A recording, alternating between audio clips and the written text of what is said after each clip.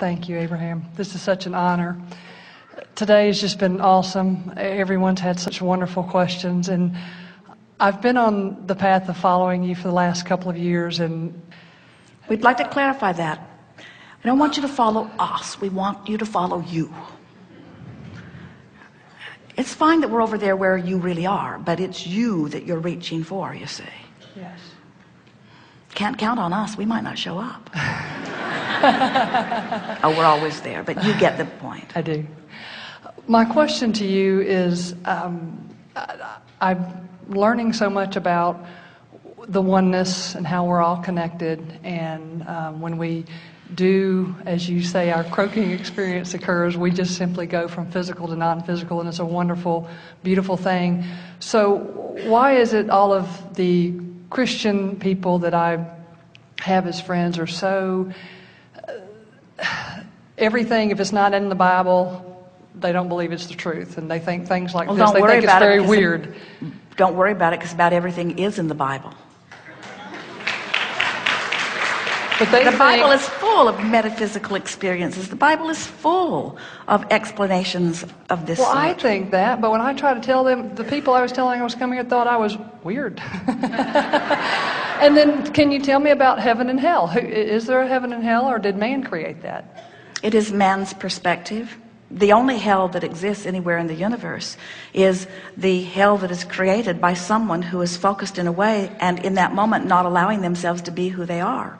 And when they croak, that won't happen. Gotcha. So it must only be right here. It's a perceptual thing. It's the same feeling of bondage. It's the same feeling of absence of freedom. It's suffocating. It's not letting myself be who I am. But it's a self-induced thing. Only you can pinch yourself off from you. Right. There are so many flawed premises that so many people are touting. It is extraordinary that people would think that they could punish someone into alignment, or that the path to all that they claim heaven to be would be through restriction and judgment. They have assigned to God characteristics of disconnected humans. They make God jealous, and they make God demanding, and they make God displeased with you. And every time they think those thoughts, they feel awful, because those thoughts are so contrary to who they really are and what they really know. They have given up their own personal guide to God for a book.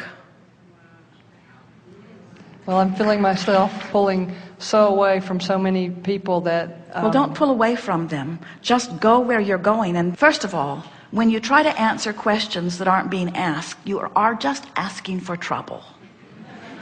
So unless they're asking you, don't try to explain it. And further, you can really tone down the weirdness in which they see you by just living the example of what you know. When you tune into Source, you glow. You just glow. And when you are glowing from that connection, if they're not in the vicinity of glowing, they're not talking to you anyway. Right, right. So when you put a bushel over your glow and walk back over there in your darkness to try to lead them back out of the light, you can't lead them, because neither one of you are bright enough. You're over there in the dark corner together, you see. Stay out in the light and just glow. And what will happen? As you thrive, they may say, "How are you thriving?" And you may say, "I've discovered that I'm worthy." And they'll say, "How do you know?" And you say, "I can just feel it." And they'll say, "Well, how do you really know?" You say, "Do you really want to know?" I had an experience, a personal experience. I connected with what I know is Source. When Esther decided to tell her mother about us, we didn't encourage it, because we knew her mother wasn't ready to hear it. But when Esther tried to explain us to her mother tried to do an exorcism on Esther. Her mother felt fearful that Esther was tapping into something. And then Esther just continued to say to her mother, "Nothing that feels this good can be bad. Nothing that feels like love can be bad. Nothing that feels like clarity and vitality and well-being.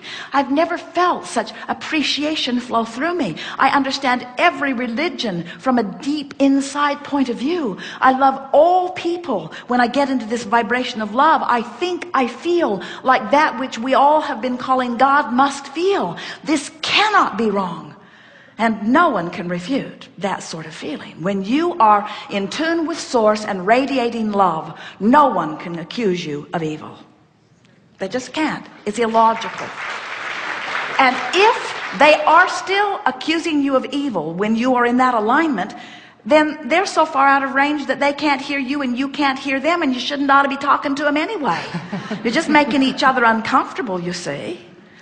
But when you teach through the clarity of your example, when you thrive, when you don't try to explain it, you just live it. That's what Esther discovered, because she didn't want her parents to be uncomfortable, so she just lived it. And her father said to her one day, just don't go off the deep end.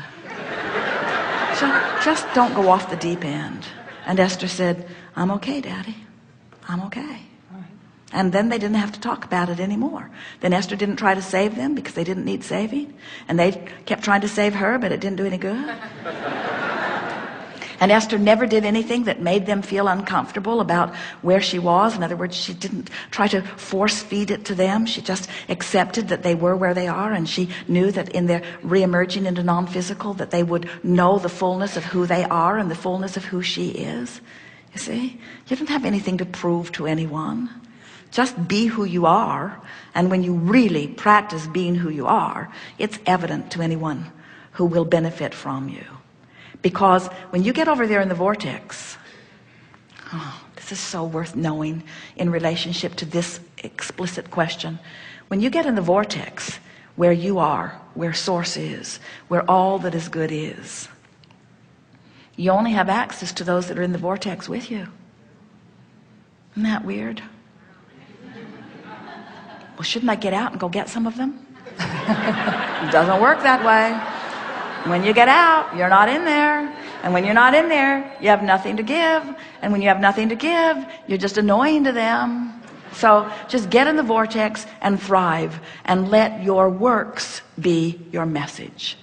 Let what they see be your message. You teach through the clarity of your example, you see. And oh, what a glorious life it is. How wonderful it is that you get to bang around together and come to new conclusions of what you want. How good it is. And how appreciative all that we are is. We are appreciative of that which you are living, because you have created the vortex where we all stand. It is exhilarating to be here in this leading edge place, appreciating your willingness to put it here, you see. And so we will forever sing your praises. We will forever know your value. But we can't sing it loud enough that you can hear it if you're not in the vortex. You got to get in there. You got to care about how you feel. And when you get in there, we'll all sing and thrive. And those not in there with us will say, where'd they go? Because law of attraction won't line you up with them anymore. It's not that you have to save them. They don't need to be saved. Eventually, something will call them toward their alignment. No one will feel joy until they get in the vortex, you see. But you can't drag them in there.